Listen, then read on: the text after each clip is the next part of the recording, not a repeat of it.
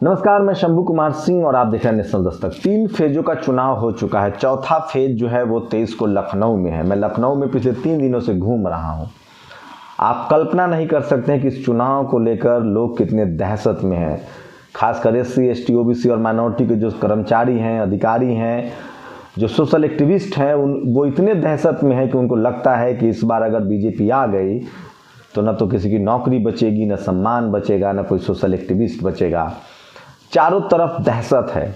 लेकिन सवाल है कि जिस तरह की भीड़ अखिलेश यादव की रैलियों में जुट रही है, मायावती की रैलियों में जुट रही है, उससे क्या लगता है आपको? और अब जिस तरह से एक इंटरव्यू चल रहा है अमित शाह का, जिसमें वो कह रहे हैं, वो BSP के प्रवक्ता बने हुए हैं, वो कह रहे हैं कि मुसलमान BSP को वोट कर रहा है और BSP की रिलेवेंसी है। इसको लेकर भी सोशल मीडिया पर बात हो रही है। तो अब पूर्वांचल का मसला है। ये अभी जो चौथे फेज में जो वोटिंग होने वाली है जिन जिलों में, वो बीजेपी का गढ़ रहा है, चाहे वो रायबरेली हो, चाहे वो लखनऊ हो, चूँकि शहरी इलाका है, लखनऊ से लगता हुआ इलाका है, सीतापुर है, उन्नाव है, उन्नाव में सिंगर का सारा प्रकरण जानते हैं। तो ये बड़ा अहम होने वाला है। तो मैं आपको 10 मिनट में बताऊंगा कि दरअसल यूपी में क्या होने वाला है और सड़कों पर लोगों की क्या राय है। नमस्कार, मैं शंभू कुमार सिंह और आप देख रहे हैं नेशनल दस्तक। यूपी चुनाव लगभग चौथा दौर शुरू होने वाला है। अगर चौथा दौर हो जाता है तो सिर्फ 3 दौर के चुनाव और बाकी रहेंगे। लेकिन सच्चाई ये है कि जो हम लोग सोच रहे थे दिल्ली में बैठ के, वैसा ही सब कुछ चल रहा है। लेकिन बीजेपी को भी पता है कि इस बार उसको SC, ST, OBC और माइनॉरिटी के लोग वोट नहीं दे रहे हैं, तो उसने एक दूसरा इंतजाम करवाया है और वो है सरकारी मदद। पुलिसिया कहर, इलेक्शन कमीशन की मदद ली जा रही है। और आप कल्पना नहीं कर सकते हैं, हर जगह से इस तरह की रिपोर्ट आ रही है कि जो बड़े बड़े अधिकारी हैं वो पोलिंग बूथ में घुस जाते हैं, घंटों अंगूठा लगवाया जाता है। एक खबर बताऊंगा आपको, सोचिएगा। ये एक खबर है, बहुत ही गंभीर खबर है, और जो मैं लगातार बता रहा था कि किस तरह से गड़बड़ियाँ हो रही है। और इस तस्वीर से, इस अखबार की खबर से आपको दूध का दूध और पानी का पानी हो जाएगा। और उसके बाद आपको समझ में आ जाएगा कि किस तरह से इस देश में बीजेपी जो है वो EVM का इस्तेमाल कर रही है। ये देखिए, ये खबर देखिए। दगा देती रही EVM, नाराज होते रहे मतदाता। लेकिन ये खबर नहीं है। तीसरे चरण के मतदान के दौरान 93 EVM और 351 वीवीपैट में गड़बड़ी मिली। अब सोचिए, 250 से 300 बूथ होते हैं, उसमें से अगर 93 EVM खराब होता है, अगर वहाँ 100 लोगों ने भी वोट नहीं डाला तो 9000 वोट का मामला फिट हो गया।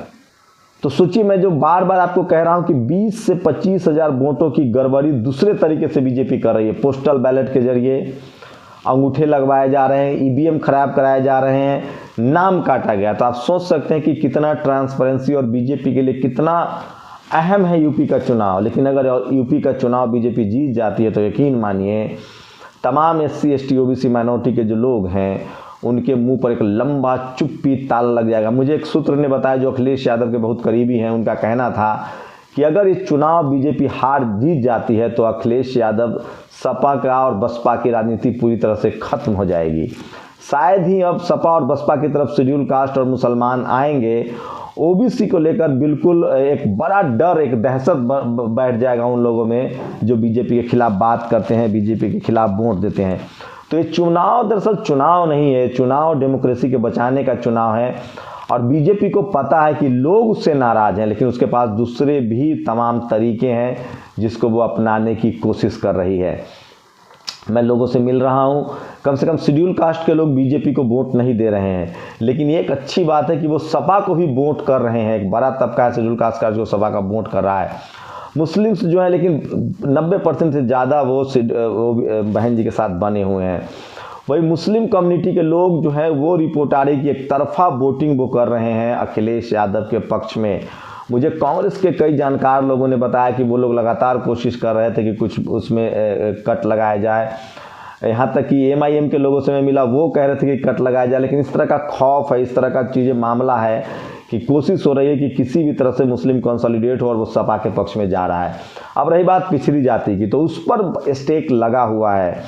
लेकिन जैसे ही पूर्वांचल में बढ़ेंगे, जैसे पश्चिमी उत्तर प्रदेश में जाट ने बीजेपी के खिलाफ वोट किया है, यादव बीजेपी के खिलाफ है, जो पूरा इटावा से लेकर करहल, इटावा मैनपुरी का जो पूरा उन्नाव कन्नौज का इलाका है।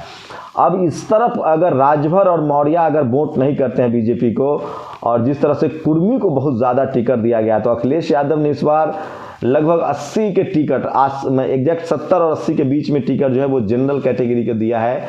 तो उन्होंने कहीं ना कहीं उनके आबादी के 10 चक 60-70 सीटें उनकी बनती है, 70-75 टिकट उन्होंने दिया है।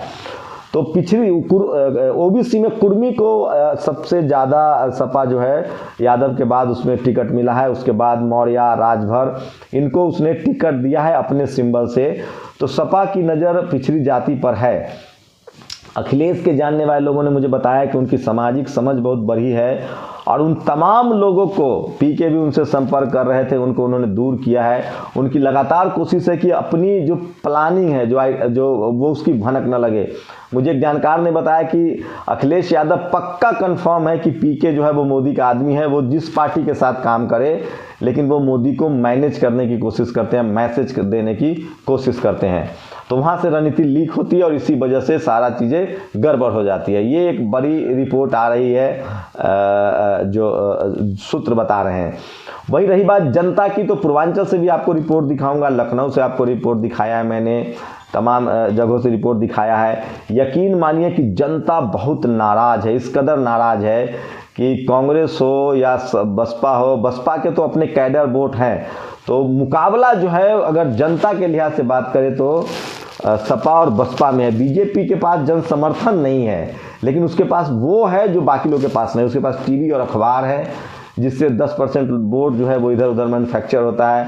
उसके बाद उनके पास संसाधन है, उसके बाद उनके पास चुनाव आयोग है, उसके बाद उनके पास ब्यूरोक्रेसी है, पुलिस है, तमाम जगह से रिपोर्ट आती रहती है। आप पोलिंग के दिन देखेंगे, आप सिर्फ समाजवादी पार्टी का ट्विटर अकाउंट देखिए, समाजवादी पार्टी ने इसलिए अपना हेल्पलाइन नंबर भी जारी किया है। ईवीएम खराब है, वोट नहीं डाले जा रहे हैं, वोट दूसरे को निकल रहा है।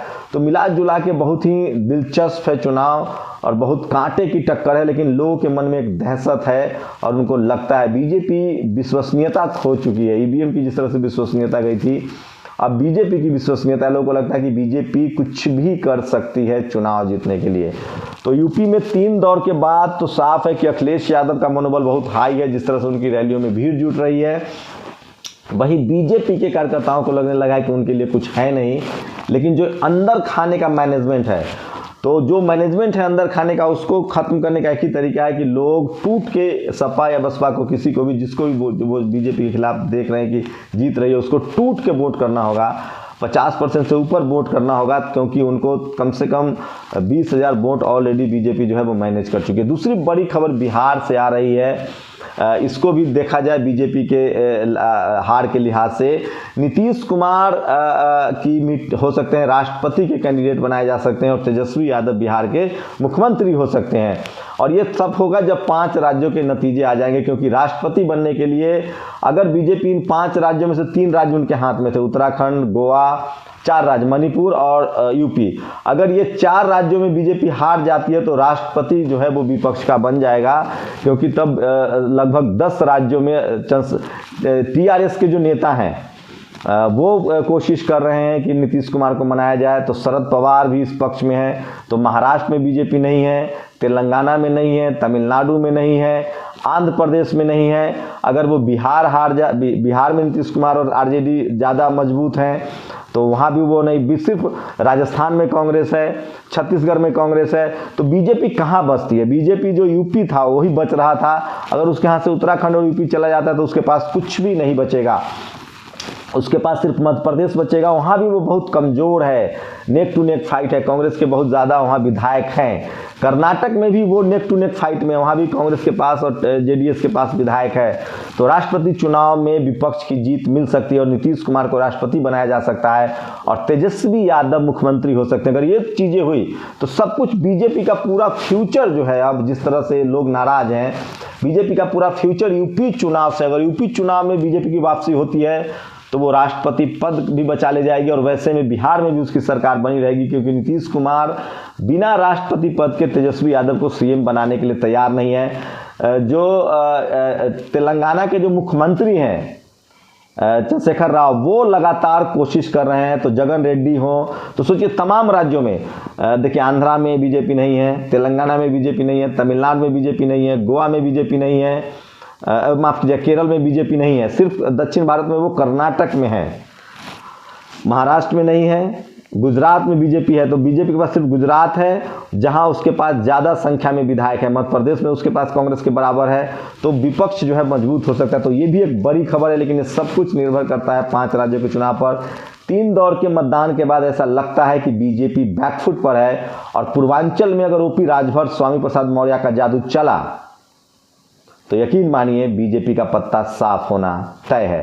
मुझे लगता है कि बीएसपी ज़्यादा बेहतर करेगी बीजेपी से, लेकिन वो मामला है 25,000 वोटों का जो ईवीएम में पहले से है।